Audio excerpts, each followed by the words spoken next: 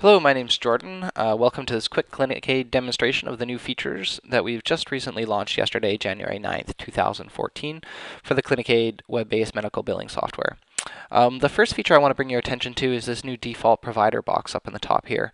And if you click the little edit button beside the physician's name, you can choose the physician that you want to be doing your billing for, and it'll pre-fill all your invoices. So if I remove this provider from there and then click the checkbox, it probably says default provider, like it does in your instance. If you click that again and you put your cursor in there, you can then select the provider that you want. And I'm going to choose Doc Zhivago, and I'm going to click the check mark.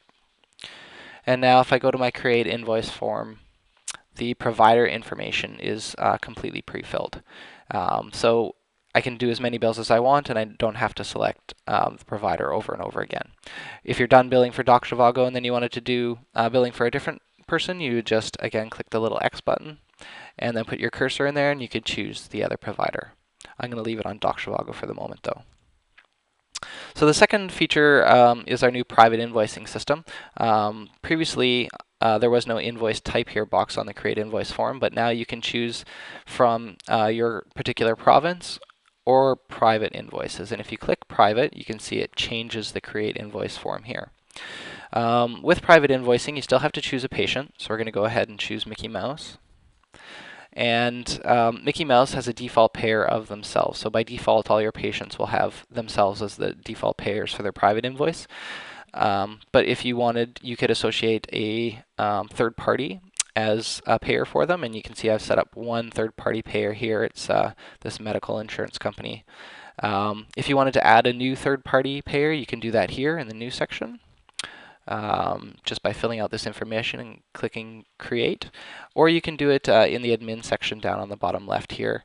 And there's a whole administration section for administering these third-party payers. Nevertheless, I'm just going to leave it as the patient for now.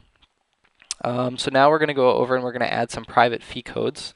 I've set up 3 different fee codes here in this instance, AAA, BBB, and CCC, and I can add them to my bills the same way as you would any other fee code. So if I just type in AAA or select AAA from this list here, they'll show up in this code box. So AAA, and that's now selected. And I can click add, and it's going to add that line item. I didn't add a DX code. It's optional for private invoices, but you can go ahead and add one if you'd like.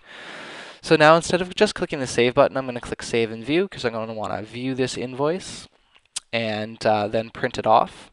So if I click the print button up on the top here, I get a nice little PDF version of the invoice. I'm going to zoom out on it a little bit so you can see the whole thing. I got my clinic address up in the top left. I got who I'm billing to here just below it. I have the patient's name here on the right. All my service code information on this line here, and any payments that have been made will show on the bill as well. On the bottom, I have a customizable footer as well that I can customize in that admin section. To print it off, I can just click Control P on my keyboard, or on Mozilla Firefox here, if I select this item, I can then click the print button. But Control P should work for your internet browser as well. So we'll close that, and we'll go back to the View Invoice page. Now, what I can notice up in the top right here is that there's a status, and the status says that the payment is due. So if I want to add a payment, I can click the Add Payment button, and I can give it a value of $50. And I can choose how it was paid. So I'm going to say it was paid in cash, and I'm going to add a payment. And you can see there now that the balance owing is $0, and the status of the invoice up here is paid. If I remove that payment by clicking the little X beside it, I get a little confirmation screen that pops up. I'm going to confirm that, and the status is now going to be payment due again. So this is an invoice we're still expecting payment on.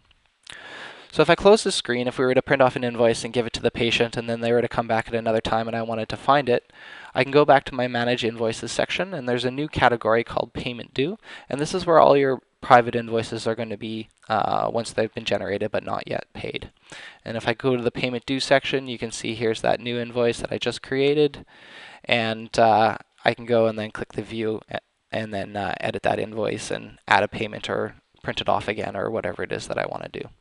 So that's kind of how you handle that. Once you've made a payment of $50 and it's been fully paid, it'll move from the it will remove itself from the payment due section, and it will go into all.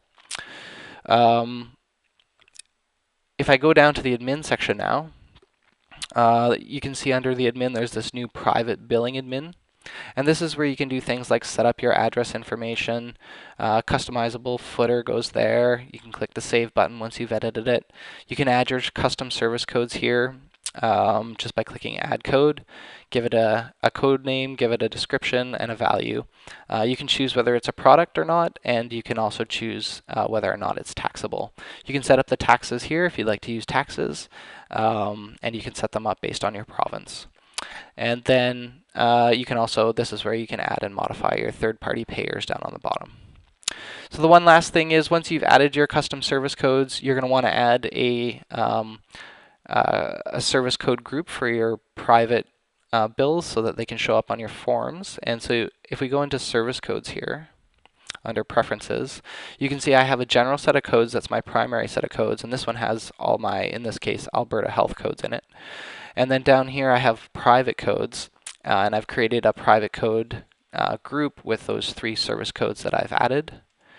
And I've made it my private primary set. So when I go to my create invoice form and I choose the type of invoice private, this private set is going to be my primary set, and it's going to be what's showing up.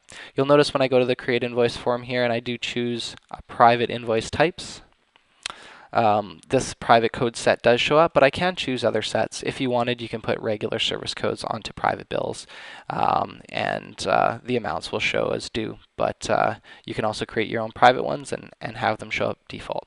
So I hope that was useful. If you have any questions, please don't hesitate to email us at support@clinicaid.ca. We're always looking to hear from you.